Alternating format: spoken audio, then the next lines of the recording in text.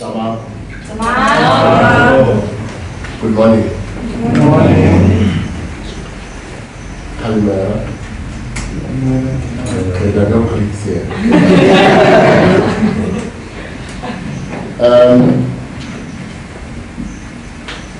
I've got the flu. In fact, I've been in bed for a week now. So I had to leave my bed to come here. That's not emotional blackmail. And maybe it is. But I'm telling you I've got flu because usually I have a very white voice. You know, all women are basically the same.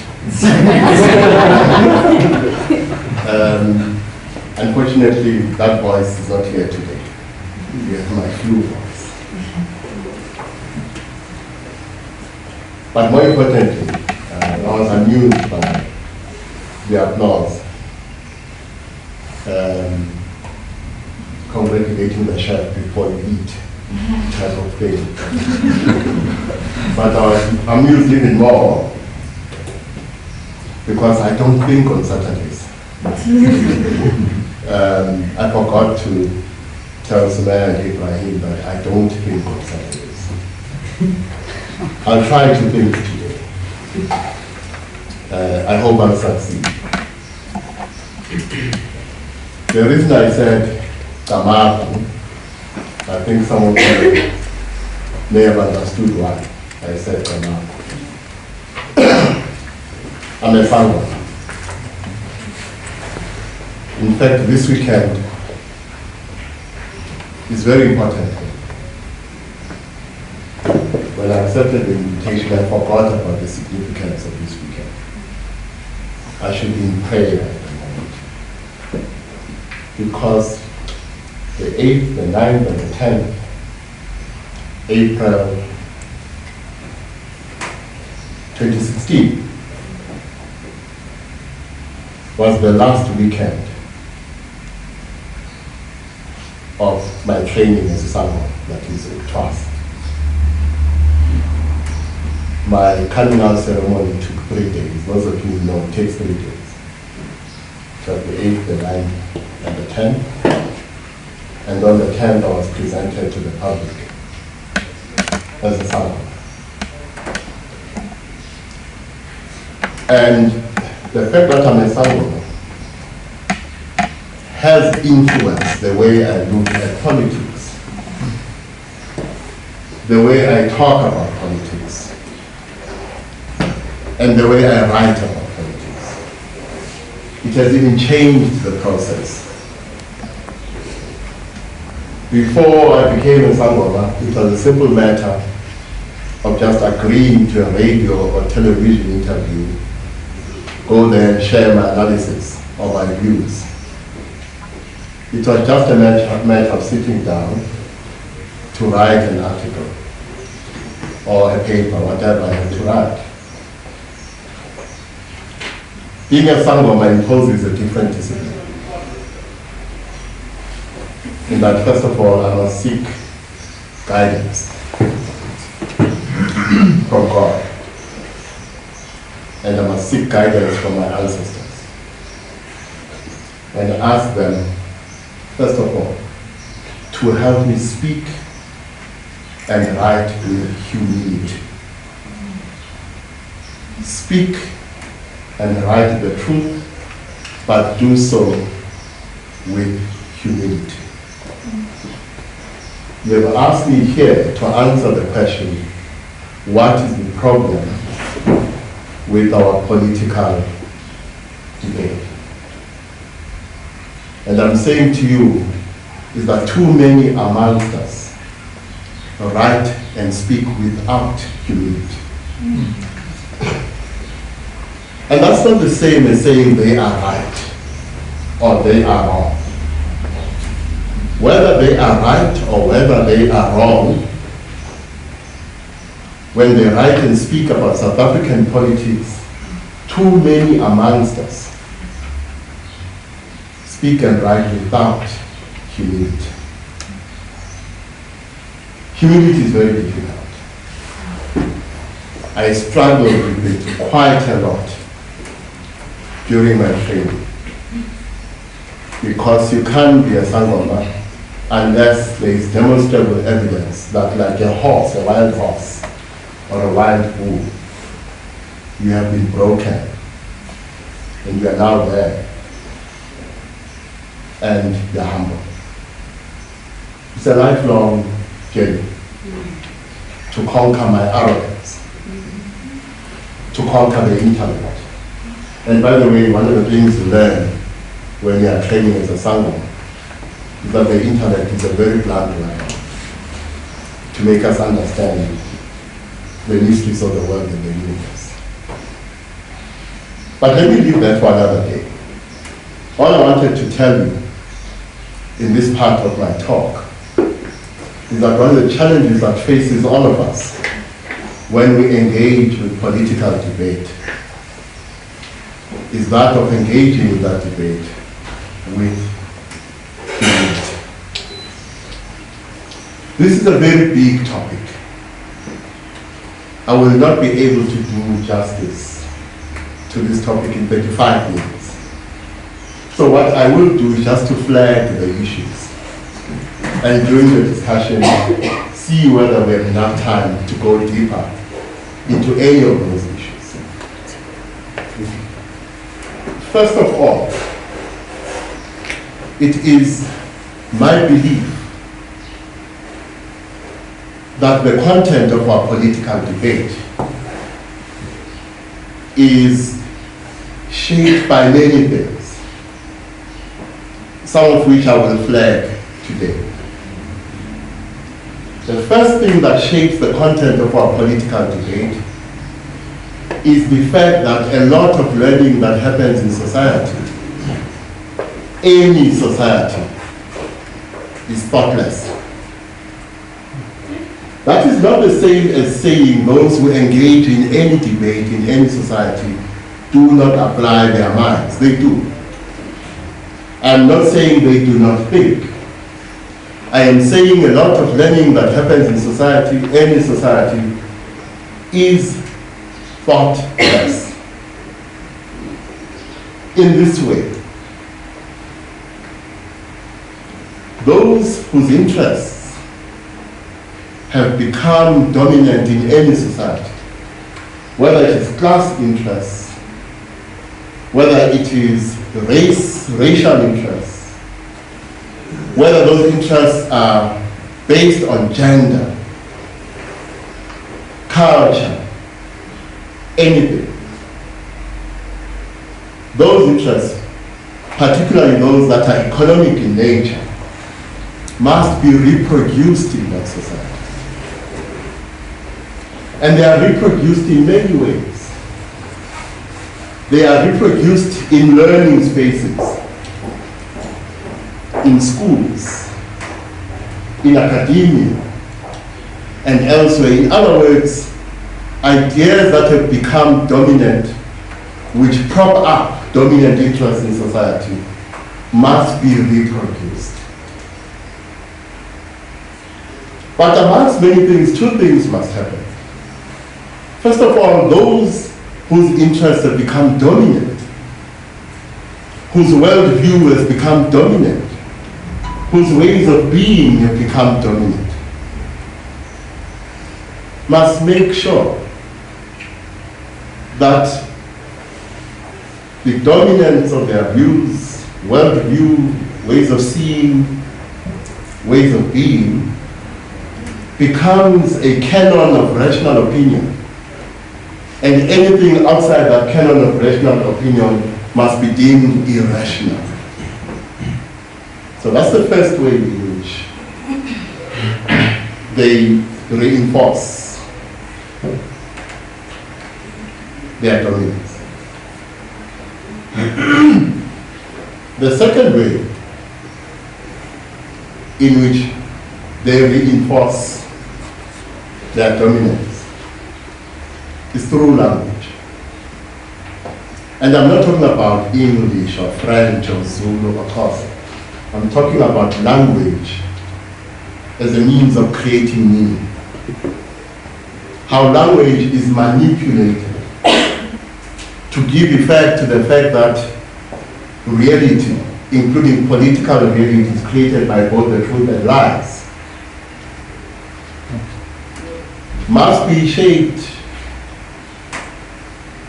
by how they succeed in manipulating language to give meanings that reinforce this canon of rational opinion I'm talking about. Another thing that must happen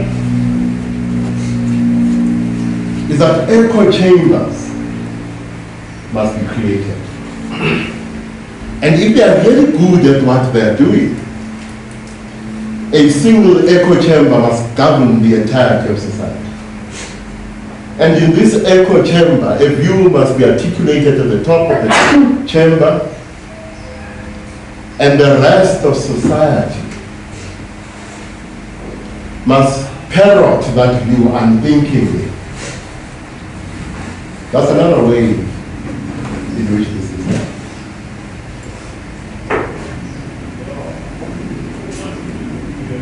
And of course, another thing that is important and shapes the content of any discourse or debate, particularly representational discourses.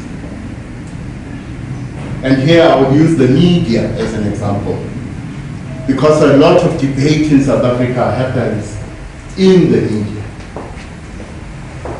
The content of these debates is shaped by what we take to the debates. For instance, if we talk about news, we must appreciate, is something that is socially constructed. News, this thing you call news, is socially constructed. It is a historical construct. It is a cultural construct. It is a racial construct. It is constructed on the basis of patriarchy as a system of oppression. It is socially constructed. It is not valueless. It is value-laden. And the fact that news is value-laden shapes the content of political debate in South Africa. But the content of political debate is shaped by factors that are much broader than what I've spoken about so far. The fact that because of our history of colonialism and apartheid colonialism, we are a society that has conflicting perspectives about what constitutes a civilized society or a moral society is one of the things that shapes the content of political debate. And these conflicting perspectives give birth to many things. But before I come to that, let me show you how that works. The things they give birth to. Because of colonialism and apartheid, a numerical minority in this country has become the cultural majority. The numerical majority has become the cultural minority. Whiteness is the dominant ideology. In other words, it is the worldview, the ways of seeing, the ways of being of those who are a cultural majority but are a numerical minority that is dominant even today in South Africa. And those who are a numerical minority and a cultural minority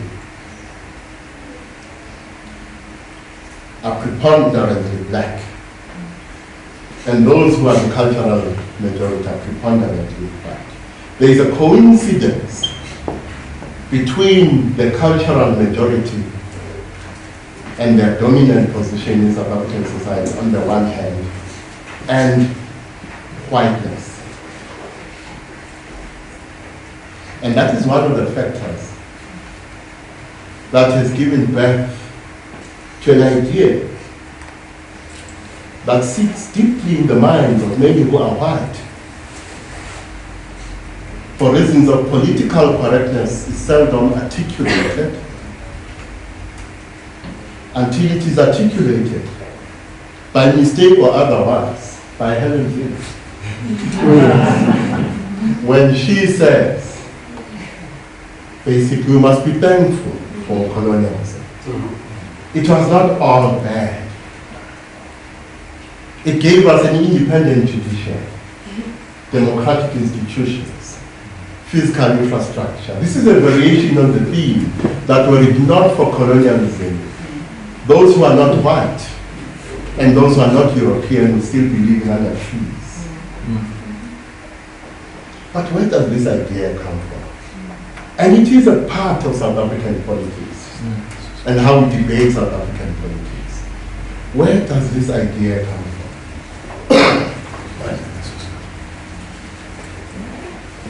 The roots of white European racism lie in the deep-seated belief that those who are not white and those who are not European are ontologically and epistemologically inferior. Those are the roots of white European racism. Those who are not European and those who are not white are ontologically and epistemologically inferior. They are humanoid, but are not human. And because they are humanoid and not human, they lack the capacity for thought. And because they lack capacity for thought, they lack the capacity for institution building, the capacity to build an independent judiciary, the capacity to build physical infrastructure. That is where this idea, as articulated by Helen Zille, comes from. And it is an integral part of how we debate politics in South Africa today.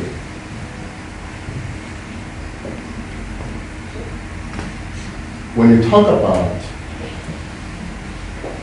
the problems of our discourse, the problems of our political debate, I've already alluded to the fact that a lot of learning that happens in society is thoughtless. I've already alluded to echo chambers. But another problem with the content of our debates and the nature of our discourse is a lack of appreciation for complexity. There is a lack of appreciation for complexity. So when you have a battle, for instance, between Jacob Zuma, the president, and his finance minister, Pravin Gordhan, in our debate we are told that this is a battle between good and evil. This is a battle between the devil and an angel. There is no prize for guessing who is the devil and who is the angel. But in reality, political battles are seldom that straightforward. Political battles are seldom straightforward battles between the devil and an angel, between good and evil. Political battles are almost always battles between angels with horns and devils with halos. And the battle between Jacob Zuma and Pravin Gordhan is no exception. One of them is an angel with horns. One of them is the devil with the halo. take your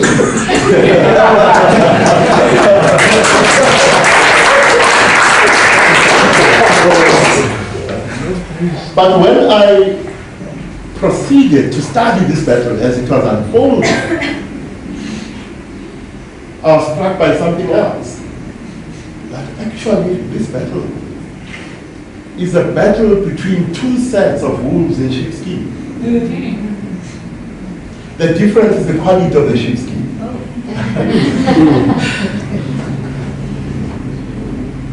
But we can't see that. Because this debate happens largely in the media, as I have described it. A media that has taken sides.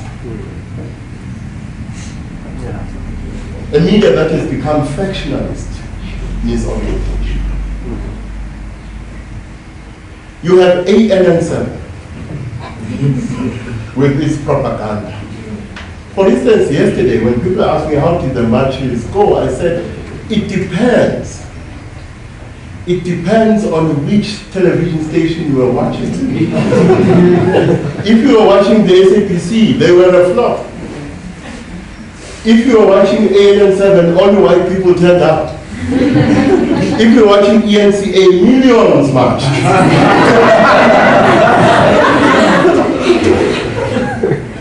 And this is happening because our media is taking sides. Even people who are paid to think and analyze are taking sides in our political debate.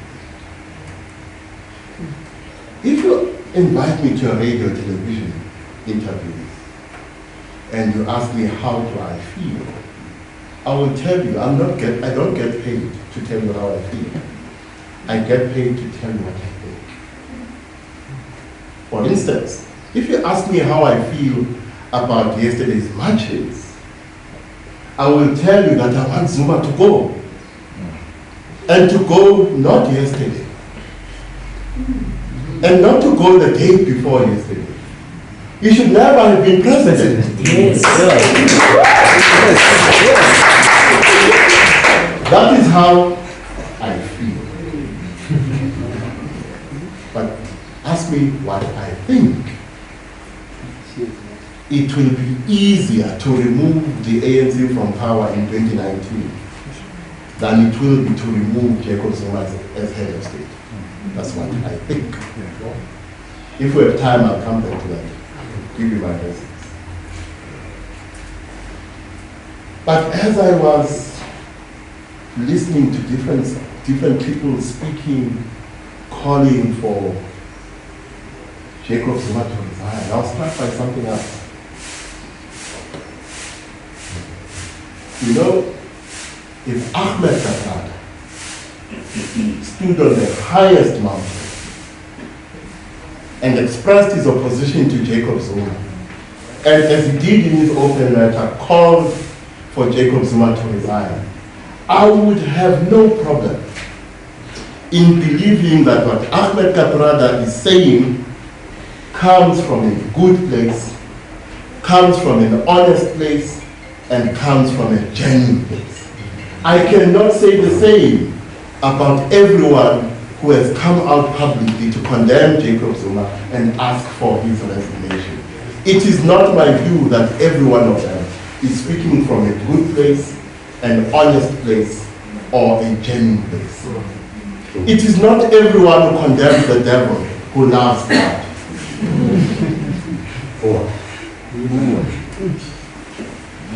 And therefore, again, when we look at the marches yesterday, there is a need to appreciate complexity, because people like me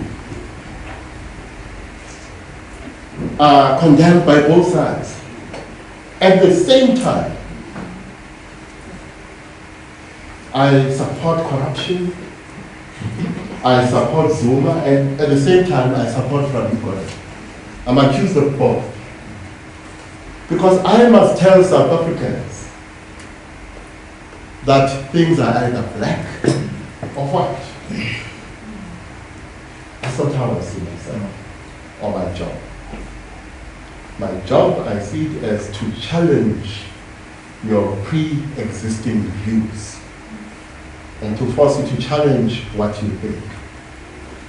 You may come back to your original thoughts, but my job is to take you on a trip in which you question what you think and either come back to what you thought or land in a different place. I believe that is my job. I believe that is the job of those who are paid to think and analyze. And by the way, it is my view that Jacob Zuma is the best thing that has ever happened to the ANC. It is my view that Jacob Zuma is the best thing that has ever happened to South Africa since 1990. Thank you very much.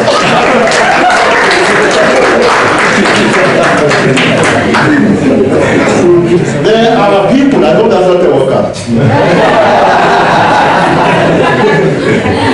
Because it will illustrate exactly what I'm trying to say. But I see my job as to tell South Africans things they don't want to hear. That's my job. Like Imbongi, the praise singer. By the way, that term praise singer doesn't tell you what Imbongi is. But Imbongi is not about praise singing. Praise singing is a part of that. But there's one important role that Imbongi plays in our society. Imbongi is able to say to society and to the king things they don't want to hear. And Imbongi would not be persecuted by the king unless that is a very corrupt king for saying things he doesn't want to say. So this idea that Imbongi is a praise singer is a very limited conception of what Imbongi is. I see myself as Imbongi, that I must say things that the king does not want to hear. And I must say things that his subjects don't want to hear. So, Jacob Zuma is the best thing that has ever happened to the ANC. And Jacob Zuma is the best thing that has ever happened to South Africa. I believe that deeply. Because when you talk to some people and you try to explain what you mean when you say this wall is white, some people are not going to understand you unless you show them a black wall. In other words, Jacob Zuma performs a very important historical function. He shows us what we don't want to be. He shows us what we can become. He shows us that we can become a South Africa and a people that are the antithesis of the South Africa and the people that will become under Jacob Zuma. Jacob Zuma is the black wall that you use to explain to another what a white wall is. And therefore Jacob Zuma is a godsend. He is showing us what we do not want to become, and therefore he's showing us what we can become. And therefore I challenge all of you to send him a thank you card.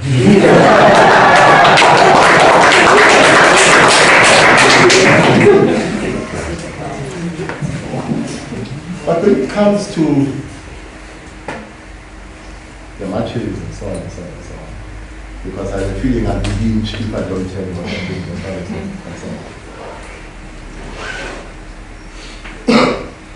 I said we lack an appreciation for complexity. You know, when you're sitting in church or in a mosque,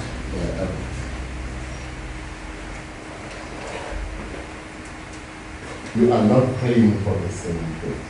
Yes. Yeah. Some will even congregate with the faithful to pray for that which is evil and sit next to the faithful in church or in a mosque. The same applies to the Matshiqis yesterday.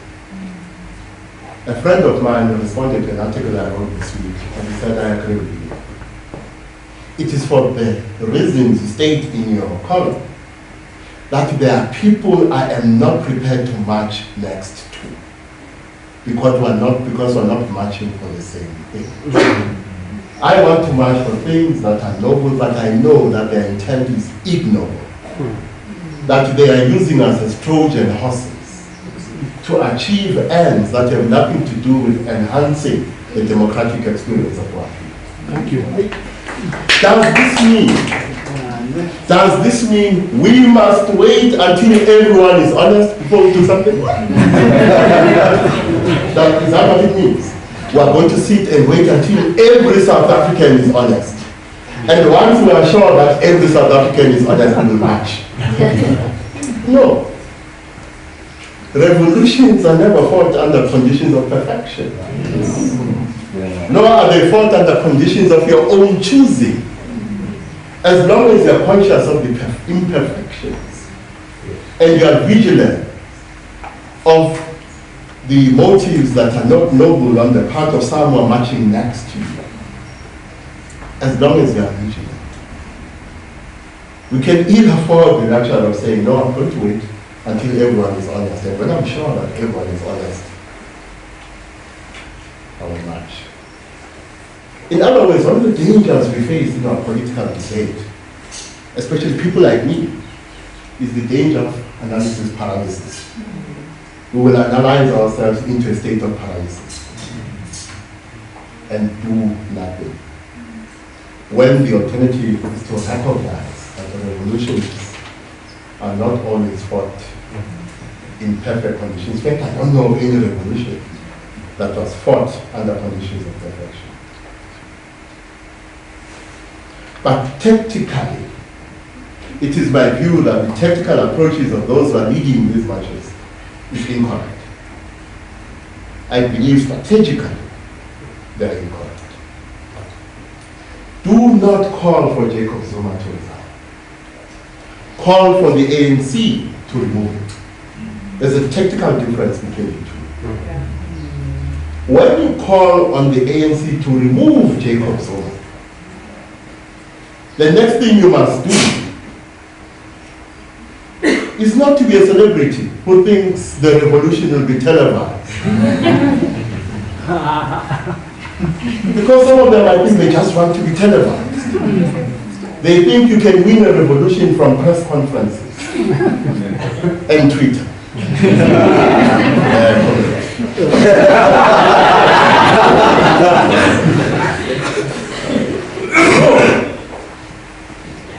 If those who are leading this wave of antipathy towards Jacob Zuma do the hard work that we used to do in the 80s. Yes, Twitter is a tool.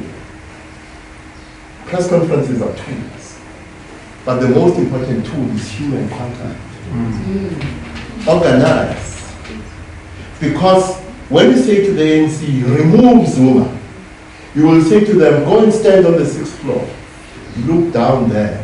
These people are not going to vote ANC in 2019. And if you show them that capacity, you are saying to them, choose between him and your jobs. In other words, the reason the leadership of the ANC defends Jacob Zuma is because they are not defending Jacob Zuma. They are defending their personal interests. They will remove him for the same reason, in defense of their personal interests. The day they think he is a threat to their personal interests, they will remove him. In other words, they are not removing him because they are being expedient, and the day they do, it will be because they are expedient. But does it matter as long as it's gone? So tactically, you need that shift. Don't call for Zuma to resign. Call on the ANC to remove him and demonstrate to the ANC what will happen to the ANC if they do not remove him. So yesterday, many people, particularly the Kutiga March, who say, who called on me to march after the Marikana massacre? Yes.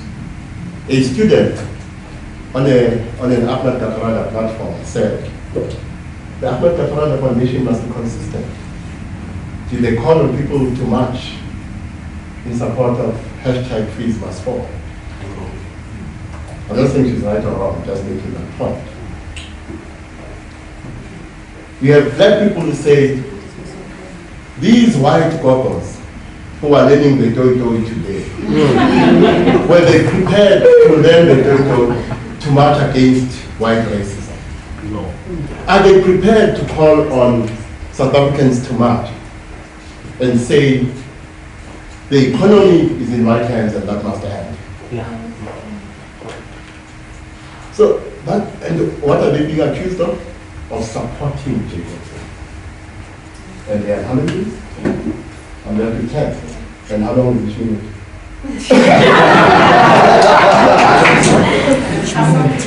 Or 10 minutes is good. They are being accused of supporting Jacob. The same reductionist logic that we try to impose on those who don't agree with us.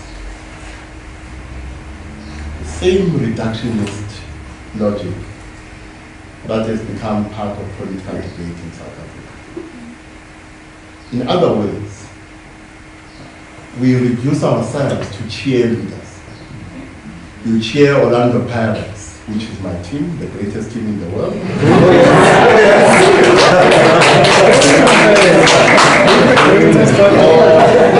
You cheer that useless team, Kaiser Chiefs.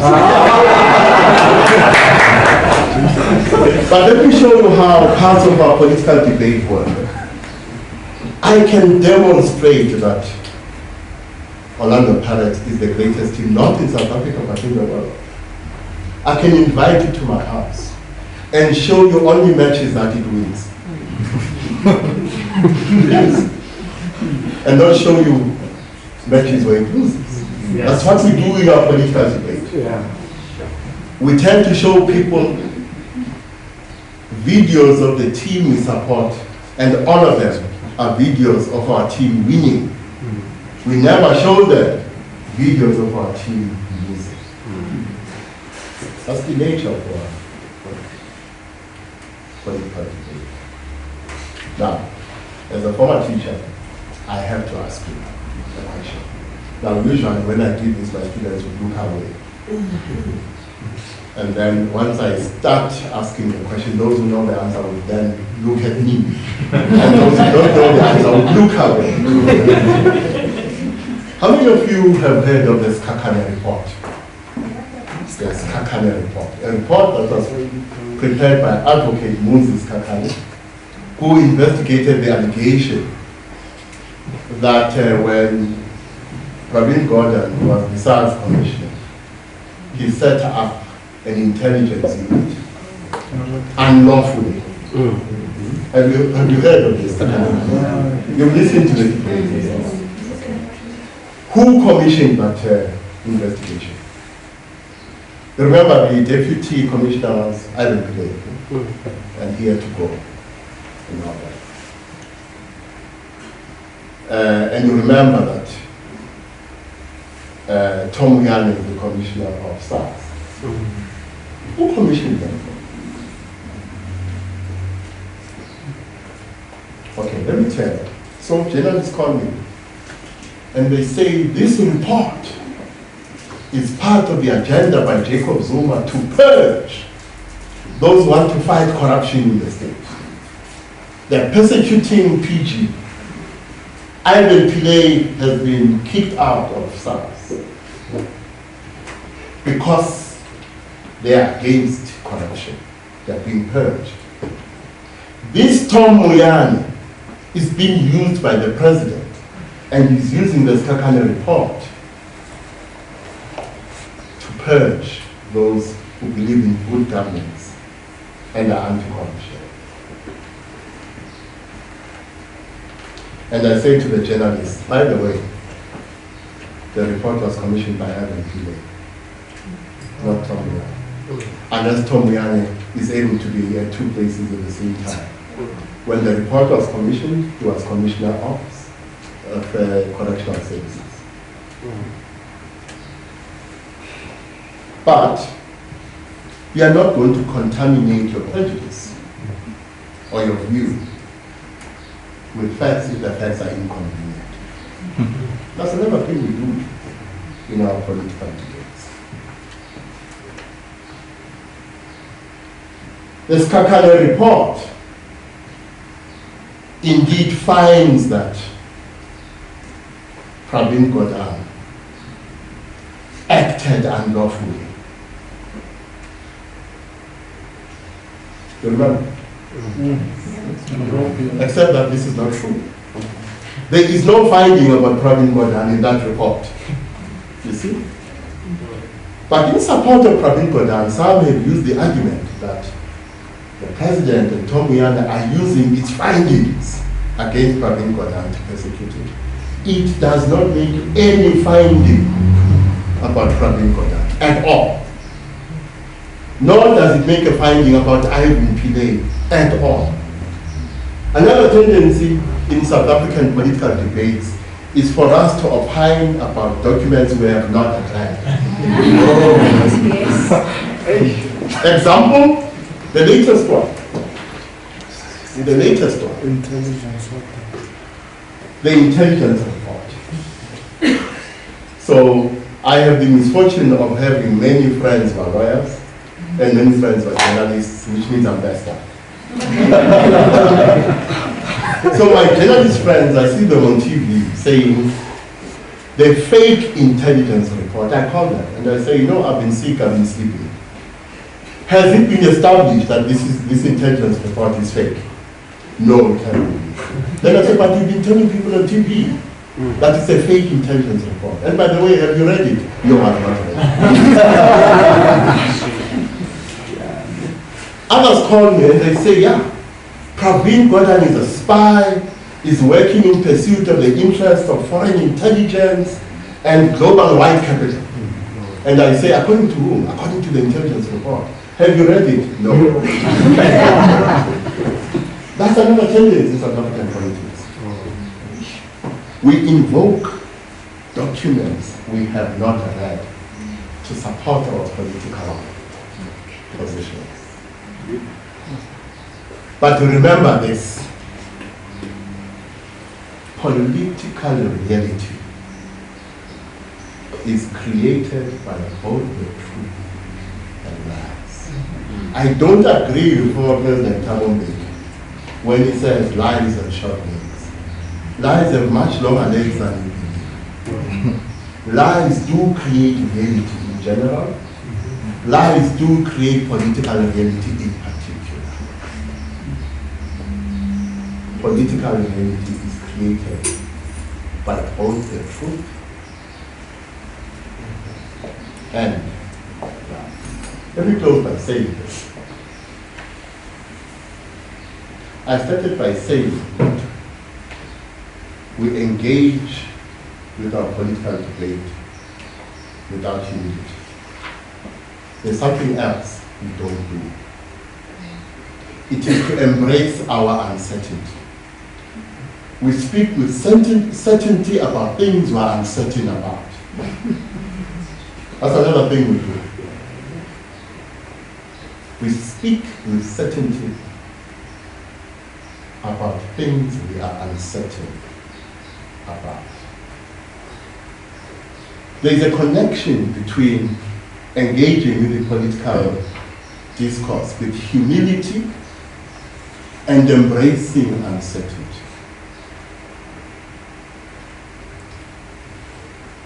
You can't engage, honestly, with political debate unless you can engage with humility and you embrace your uncertainty.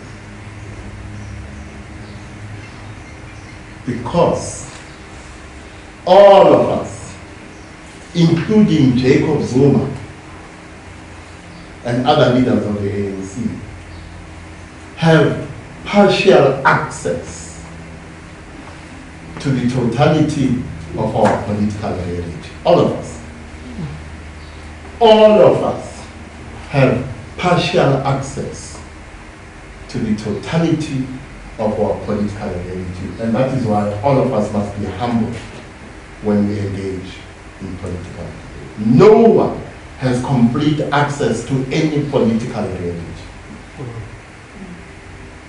Talking about us political commentators and political analysts, none of us goes on TV or radio or writes an article armed with secrets, hidden secrets about South African politics. None of us.